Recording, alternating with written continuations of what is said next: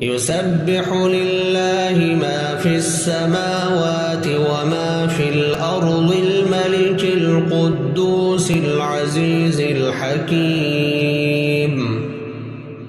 هو الذي بعث في الأميين رسولا منهم يتلو عليهم آياته ويزكيهم ويعلمهم الكتاب والحكمة وإن كانوا من قبل لفي ضلال مبين. وآخرين منهم لما يلحقوا بهم وهو العزيز الحكيم. ذلك فضل الله يؤتيه من يشاء والله ذو الفضل العظيم. مثل الذين حملوا التوراة ثم لم يحملوها كمثل الحمار يحمل أسفارا بئس مثل القوم الذين كذبوا بآيات الله والله لا يهدي القوم الظالمين. قل يا أيها الذين هادوا إن زعمتم أنكم أولياء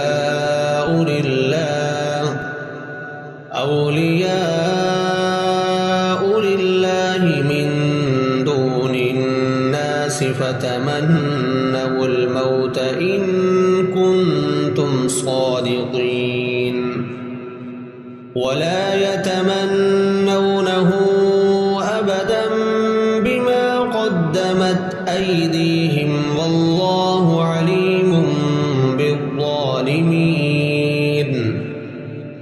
قل إن الموت الذي تفرون منه فإنه ملاقيكم ثم تردون إلى عالم الغيب والشهادة فينبئكم بما كنتم تعملون.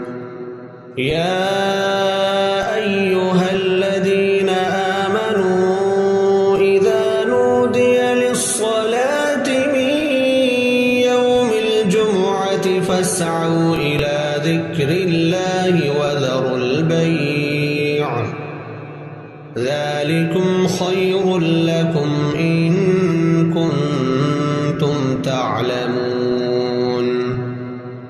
فإذا قضيت الصلاة فانتشروا في الأرض وابتغوا من فضل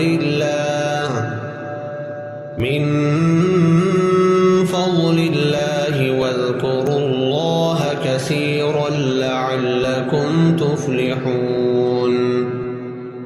وإذا رأوا تجارة أو لهوا انفضوا إليها وتركوك قائما.